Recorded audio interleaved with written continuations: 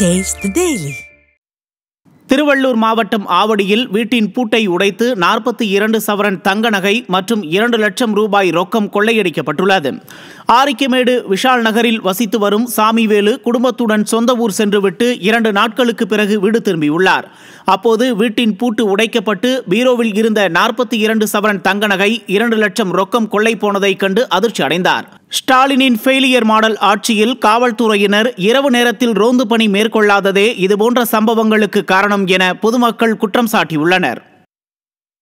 சென்னை மயிலாப்பூர் அருகே சட்டவிரோத மது விற்பனையில் ஈடுபட்ட மூதாட்டி பிடிபட்டார். நொச்சி நகர் பகுதியில் சட்டவிரோத மதுபான விற்பனையில் ஈடுபட்ட சாந்தி என்ற மூதாட்டியிடம் இருந்து 25க்கும் அதிகமான மது பாட்டில்கள் பறிமுதல் செய்யப்பட்டன. ஸ்டாலினின் ஃபெயிலியர் மாடல் ஆட்சியில் திமுகவினரின் ஆதரவுடன் சட்டவிரோத மது விற்பனை நடைபெறுவதாக மக்கள் குற்றம் சாட்டியுள்ளனர். வேலூர் மாவட்டம் காட்பாடியில் வந்த ரயிலில் கடத்தி வரப்பட்ட 500 கிலோ ரேஷன் அரிசி மூட்டைகள் பறிமுதல் செய்யப்பட்டன. சென்னையிலிருந்து பெங்களூரு வரை செல்லும் லால்பாக் விரைவு ரயிலில் 14 மூட்டைகளில் கடத்தி வரப்பட்ட ரேஷன் அரிசி கைப்பற்றப்பட்டது.